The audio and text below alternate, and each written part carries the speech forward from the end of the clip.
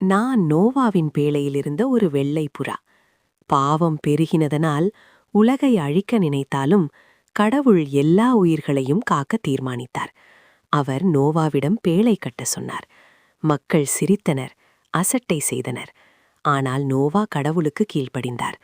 நோவா அன்புடன் அழைத்தபோது யானை, ஆடு, சிங்கம் போன்ற உயிர்கள் இரண்டு இரண்டாக பேழைக்குள் வந்தன. எங்கள் பறவை இனங்களும் மகிழ்ச்சியுடன் சேர்ந்தோம்.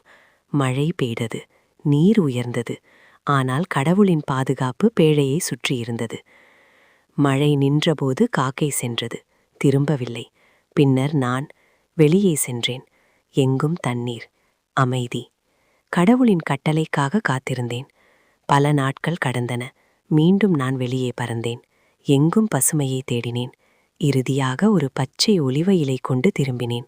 அது ஒரு புதிய தொடக்கத்தின் அடையாளம்.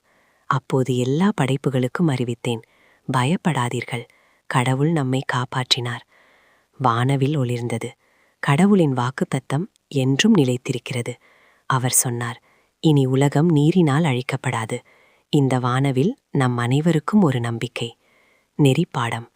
கடவுளை நம்பி அவர் சொல்வதை கேட்டு நடப்பவர்களை அவர் எப்போதும் கைவிட மாட்டார், பாதுகாத்து நடத்துவார்.